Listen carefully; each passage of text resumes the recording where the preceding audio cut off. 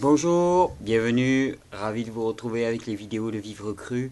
Aujourd'hui, version coin du feu, coin du poêle, parce qu'il fait un temps glacial sur les Pyrénées-Orientales. Je sais pas quel temps il fait sur le reste de la France, mais chez nous, là, c'est un gros retour d'hiver là sur la journée. Donc, ambiance un peu moins bucolique que d'habitude. Et je vous avais promis là qu'on allait s'occuper là durant la semaine ou les semaines qui viennent des questions d'addiction tout azimut, d'addiction alimentaire particulièrement, et de jeûne. Donc on va commencer aujourd'hui par l'addiction. Ces deux phénomènes, l'addiction, le jeûne, sont assez liés. Vous le verrez à la fin, finalement, quand on aura un peu passé en revue tous les sujets que je veux traiter. Vous verrez que ça fera un tableau d'ensemble assez cohérent. Et que les deux sont souvent liés, qu'on parle souvent des mêmes choses. Donc on va commencer par les addictions alimentaires. C'est-à-dire, souvent, qu'est-ce que c'est que les addictions? Qu'est-ce qu'on appelle les addictions alimentaires? Bien, c'est les besoins compulsifs. Les besoins compulsifs de manger tel type d'aliment ou tel type d'aliment. Alors, le compulsif, c'est à chacun de le déterminer, mais on s'en rend compte très rapidement. C'est-à-dire des envies qui font que finalement on craque, on a l'impression de craquer. Et donc ces boulimies, eh bien, elles peuvent nous dire beaucoup sur nos besoins réels. Parce que ce qu'il faut comprendre, c'est qu'on va poser la question, quelle est la différence entre la naturopathie et l'hygiénisme? Eh bien, la différence, c'est que dans l'hygiénisme, le principe de base, c'est que le corps se guérit tout seul et surtout que le corps tend vers sa pleine santé. Et qu'il nous envoie donc des messages pour tendre vers sa pleine santé, pour rétablir l'équilibre. Et donc, tous ces messages que l'on reçoit sous forme de compulsion alimentaire, eh bien, ce sont des messages qui correspondent, la plupart du temps, on va voir dans quel cas, à des vrais besoins, mais qui s'expriment de façon inadaptée. Imaginons par exemple que quelqu'un n'ait que 4 lettres dans son alphabet. Eh bien, il va apprendre à décrire ses sensations à partir de ces 4 lettres. Il y aura A, B, C ou D. Et donc, quand il éprouvera une sensation, il dira B. Il dira B pour dire cette sensation parce que c'est son habitude d'avoir la lettre B attachée, enfin la réponse B attachée à cette sensation. Imaginons que chaque fois que quelqu'un avait envie de sucre dans son enfance, on lui donnait des glaces ou des bonbons.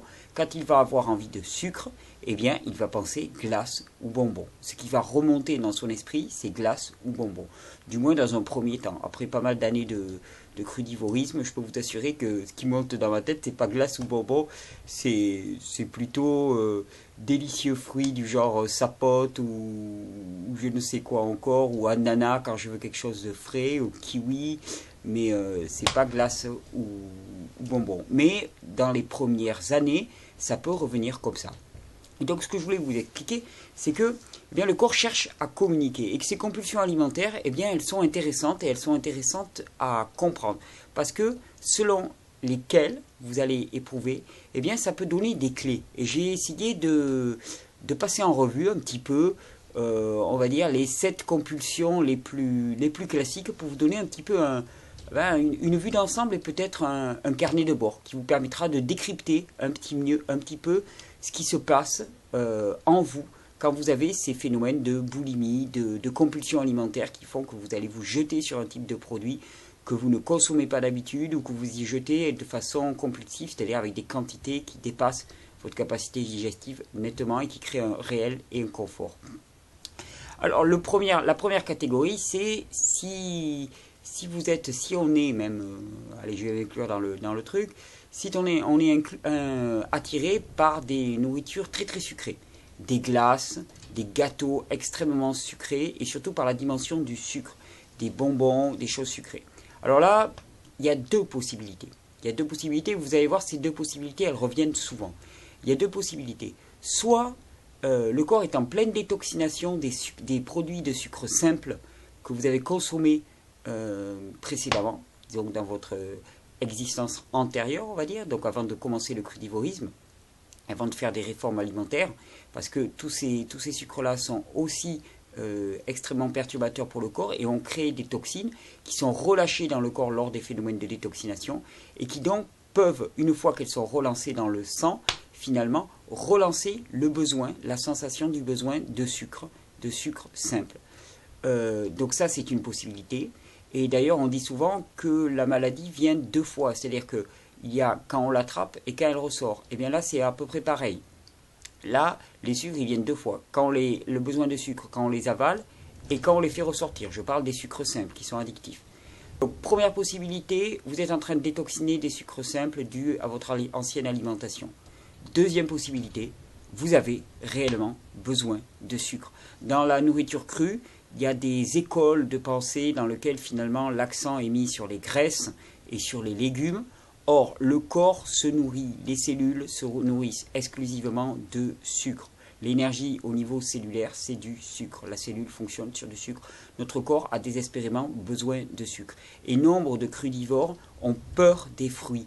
Et c'est une énorme erreur, j'arrête pas de le dire dans ces vidéos, c'est une énorme erreur et on mange rarement assez de fruits.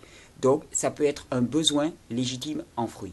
De toute façon, dans les deux cas, que ce soit une détoxination ou que ce soit un besoin légitime en fruits, la meilleure des réponses, c'est de manger plus de fruits. Si c'est une détoxination, les fruits aideront à passer ce cap de la détoxination. Et si c'est un besoin de fruits, les fruits aideront tranquillement.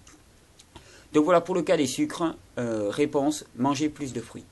Ensuite, si vous avez envie de sel, par exemple, si vous avez envie de sel, alors là aussi, deux cas. Ça peut être une détoxination, c'est très fréquent, mais ça peut être aussi un besoin légitime de sel. Pourquoi? Parce que dans la nourriture crue, c'est que sur la plupart des gens n'assaisonnent pas, et quand on n'assaisonne pas, on a très peu de sodium dans l'alimentation. Alors bien sûr, on en a besoin d'extrêmement peu, sauf que notre alimentation, en étant crudivore, elle est très riche en potassium. Et pour que le corps fonctionne bien, il doit y avoir un équilibre sodium-potassium qui est à peu près de 3 pour 1. 3 potassium pour une mesure de sodium. Et dans la mesure où on avale énormément de potassium et que l'on avale très peu de sodium, il peut arriver qu'on ait un besoin légitime en sodium, en sel. Et que ce besoin de sel brut, il corresponde à un vrai besoin du corps. Alors auquel cas, pour le savoir, c'est très simple. On consomme des aliments riches en sels minéraux, comme le céleri par exemple, les épinards. On peut même consommer des algues, des produits un petit peu concentrés comme ça à quoi je pourrais penser. Les algues, c'est une très très bonne réponse. Si vous avez vraiment besoin de sel, sautez quelques algues et vous verrez tout de suite et vous sentirez tout de suite quand vous n'en avez plus besoin. Les sels minéraux présents dans le céleri et dans les légumes verts très foncés sont aussi excellents pour ça. En jus, ça peut y répondre. Le céleri, c'est une bombe au niveau minéral, je n'arrête pas de le dire, et ça permet de compenser naturellement tous ces besoins en sel. Donc de toute façon, que ce soit une détoxination ou que ce soit un besoin légitime, tournez-vous vers des végétaux riches en sels minéraux et le besoin sera comblé. Donc là aussi, c'est à écouter. Ensuite, troisième cas, si on a besoin, si on est attiré par le gros gâteau aux pommes que nous faisait notre grand-mère, ou la tarte au citron, ou le gigot de porc que faisait notre grand-oncle lors des repas de Noël, alors là, on va parler plutôt d'un besoin émotionnel. Et c'est très très très fréquent, c'est-à-dire qu'on a des sensations de bien-être qui sont liées à des moments de prise de repas, c'est-à-dire que c'était le jour de Noël, on était bien, on mangeait tel plat, et ça s'est ancré en nous, ça s'est fixé, cristallisé en nous. Et bien ça, on essaye de le retrouver. Et ce sont les apprentissages fallacieux qu'on a fait autour de la nourriture, c'est-à-dire de confondre bien-être et rassasiement, de confondre le fait de se sentir mal et de manger à la place. Et ça, il n'y a rien qui va pouvoir vous aider pour ça, si ce n'est d'arriver à le voir et à se nourrir d'autres nourritures que la nourriture matérielle. Comprendre que de toute façon, ça sera en vain.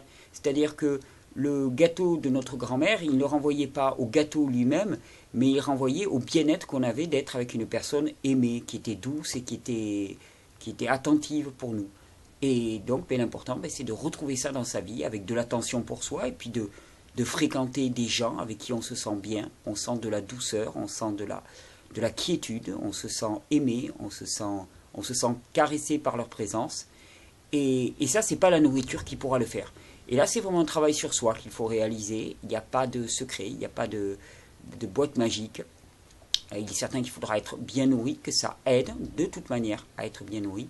mais que le travail, il faudra le faire en soi, en regardant objectivement, en se dissociant un petit peu de la sensation et en regardant et en décidant fermement, en faisant un choix, en étant déterminé dans le fait de ne pas trouver de mauvaises réponses à un vrai besoin, mais de trouver des vraies réponses à un vrai besoin. Donc d'aller chercher par le contact humain, par le choix de ses amis, par le choix de ses activités, chercher à réformer sa vie de manière à ce que ses besoins soient remplis par leurs vraies réponses. Et à ce moment-là, ces besoins disparaîtront naturellement et ça sera d'ailleurs le meilleur indicateur. Donc on a dit le sucré, le salé, le gâteau de la grand-mère. Qu'est-ce que j'avais vu encore? Ah oui, oui, oui. Si on a besoin d'aliments riches et denses, par exemple du beurre, des gâteaux extrêmement gras et sucrés, tous ces produits-là, eh bien là c'est assez simple, c'est que votre ration calorique, elle n'est pas suffisante. Et ça c'est très très fréquent quand on mange cru, parce que ça a beau représenter un volume assez grand, on est souvent impressionné par le volume, sauf que la nourriture crue, eh bien elle comporte peu de calories par rapport au volume. Les gens qui me disent, voilà, j'ai mangé énormément de bananes, j'ai mangé 5 bananes, mais 5 bananes, c'est 500 petites calories. Le moindre petit hamburger fait ces 500 petites calories. Donc, on n'a pas mangé grand-chose quand on a mangé 5 bananes. Et ça, il faut le savoir.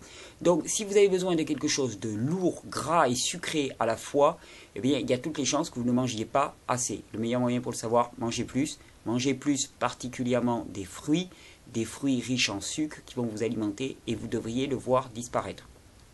C'est rarement un besoin de gras spécifique, ça peut l'être, mais c'est très rarement. Je vous conseille plutôt de tester les sucres et à ce moment-là, vous verrez que normalement, ça devrait disparaître. Et comme dans chaque cas, c'est vraiment, on fait le test, on modifie pendant quelques jours et on voit si ça s'améliore ou pas. Et on ajuste comme ça. Ensuite, qu'est-ce qu'il pourrait y avoir? Ah oui, la viande rouge. Si vous avez vraiment un besoin, mais viscéral, de viande rouge. Alors c'est assez typique, et ça c'est un besoin de fer. Ça arrive chez nombre de crudivores, un besoin de fer. Et bien pour le fer, plus que la viande rouge, dont le fer est pauvrement assimilable et pauvrement biodisponible, eh bien je vous conseille les légumes verts foncés, les épinards, les blettes, toutes les plantes sauvages, les orties sont une bombe au niveau fer. Eh bien, je vous conseille toutes ces plantes, particulièrement en jus, parce qu'alors là, le fer va être directement assimilable par le corps et va remplir les besoins. Et d'ailleurs, si vous faites des analyses de sang, vous verrez vos taux de fer remonter à une vitesse. Quelqu'un qui arrive vers moi avec un bilan sanguin faible, avec des anémies et des choses comme ça, en quelques semaines, en 3 semaines, on rétablit la chose, mais tranquillement. J'ai aucun doute de ce côté-là, puisque je l'ai fait des tas de fois. Oh, excusez-moi, encore un petit problème. Donc, viande rouge, besoin de fer, on se tourne vers les légumes verts, qui sont une bien meilleure source de fer. De fer biodisponible, alors que dans la viande rouge, elle est beaucoup moins biodisponible pour le corps. Ensuite, si vous avez un besoin, alors là c'est assez rare, mais de protéines pures, c'est-à-dire par exemple vous avez vraiment envie d'œufs, juste des œufs, pas le côté gras mais juste l'œuf, ou de coquillage, ou de poisson mais juste le poisson, pas le côté salé, pas le côté, donc ça c'est difficile à discriminer. Alors ça peut être, c'est très rare, mais j'ai vu le cas récemment que vous manquez effectivement de protéines, et bien qu'on ait besoin de très peu de protéines, on peut, c'est très rare, je le répète, donc ce cas-là est vraiment anecdotique, mais on peut se retrouver en étant un peu carencé en protéines. Alors de deux choses l'une, soit vous consommez encore des sous-produits animaux, à ce moment-là vous pouvez prendre quelques œufs, des choses comme ça, crus de préférence, toujours pareil, soit vous n'en consommez pas, ce que je peux comprendre parfaitement, et bien la meilleure réponse, protéines végétales, parce qu'en fait c'est pas des protéines dont on a besoin. On va faire une vidéo complète là-dessus. Le corps a besoin d'acides aminés, ce sont les blocs constructeurs, et les acides aminés, eh bien c'est ce qui résulte de la décomposition des protéines, des longues chaînes d'acides aminés que sont les protéines après digestion. Et bien dans les produits animaux ça va être des longues chaînes, dans les légumes verts on va trouver des chaînes beaucoup plus courtes, voire des acides aminés quasi libres. Et en consommant des jus de légumes verts, donc en chargeant en jus de légumes verts, vous allez avoir votre dose d'acide aminé qui va être bien plus biodisponible et bien plus utilisable par le corps que tout ce que vous pourrez trouver dans les produits animaux, avec tous les inconvénients en moins, les inconvénients physiologiques, les inconvénients en termes d'éthique, les inconvénients en termes de santé globalement pour vous comme pour l'animal, comme pour notre planète et notre environnement en tant que tel. Donc les jus verts sont une réponse exceptionnelle. Ensuite, ah oui, j'ai envoyé un dernier petit. Si vous avez vraiment, vous craquez spécifiquement sur les produits laitiers ou sur les pâtes, les produits à base de gluten, et bien là, c'est purement une détoxination et c'est purement le fait d'être accro. Pourquoi? Parce que les produits laitiers, comme les produits à base de gluten, contiennent des substances opioïdes. Et les substances opioïdes, eh bien, elles sont comme l'opium. Elles ont une caractéristique, c'est qu'elles sécrètent, elles permettent la sécrétion, se fixe sur les récepteurs dans notre cerveau de sécrétion d'endorphines, endorphines qui sont des hormones du plaisir. Et donc le lait, les produits à base de gluten, génèrent une sensation de plaisir à partir de sécrétion d'endorphines. Alors ça peut se comprendre dans la nature, cette addiction au lait, parce que c'est important que le nouveau-né soit accro au lait de sa mère. Sauf que normalement dans la nature, l'humain il consomme le lait de sa mère et que passé un certain âge, eh bien, il n'a plus ce lait. Alors que nous maintenant nous requérons les laits d'autres espèces animales qui font le même effet dans l'organisme, mais le corps n'est pas prévu pour ça et le contexte n'est pas prévu pour ça. Donc le corps se laisse tromper. Donc tous ces produits-là, ils contiennent des opioïdes et ça, il faut le savoir. Donc il faudra traverser ce moment-là où on est accro aux opioïdes. Il faut en être conscient, il faut savoir que ce besoin est un mauvais besoin, enfin un mauvais besoin. C'est un besoin dû à une intoxication et au relâchage de ces opioïdes dans la circulation sanguine et dans la lymphe suite au phénomène de détoxination lié à la nourriture crue. Bien là, il n'y a pas grand-chose à faire. Tenir bon, serrer les dents et avoir la connaissance pour savoir ce qui se passe et savoir où on va. Savoir où on va et ne pas se laisser leurrer par ces faux besoins, croire qu'on a vraiment besoin de ça. On n'a absolument pas besoin de produits laitiers, mis à part le lait humain, passé l'enfance. Et on n'a absolument pas besoin de pâtes, bien au contraire.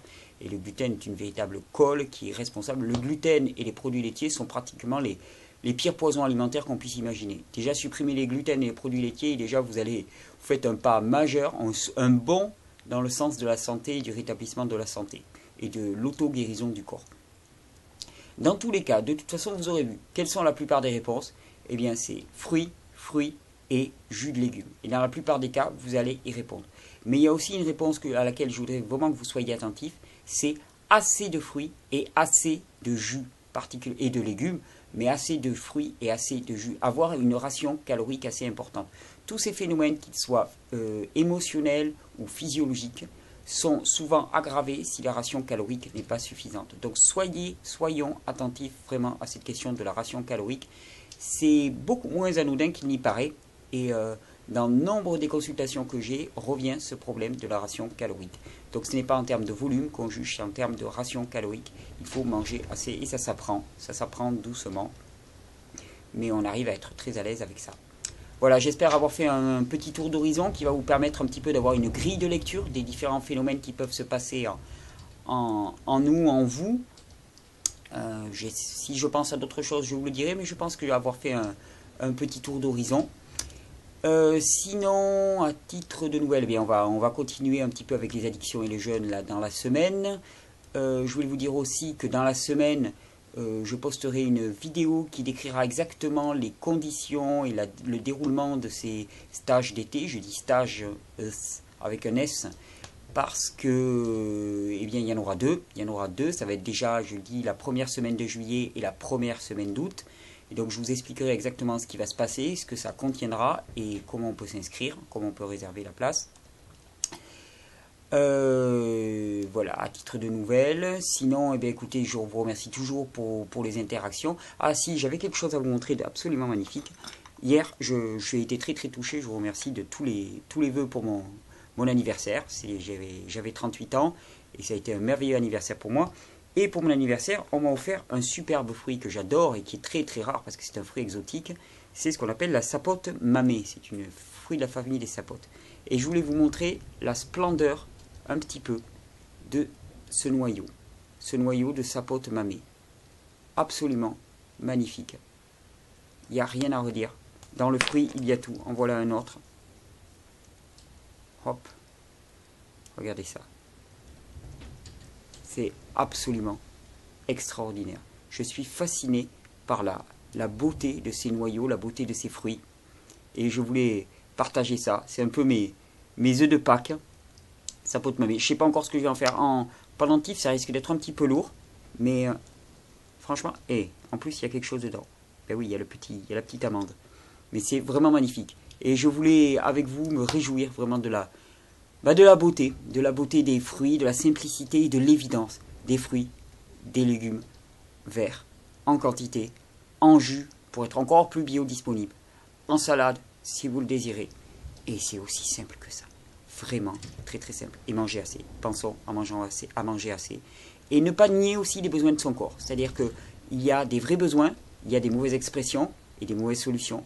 Mais il y a des vrais besoins. Et donc avec la grille que je vous ai donnée, j'espère que vous arriverez à mieux les décrypter. Je vous souhaite une très très belle journée, une très belle soirée, selon le moment où vous regarderez ces vidéos, selon le lieu où vous regarderez ces vidéos.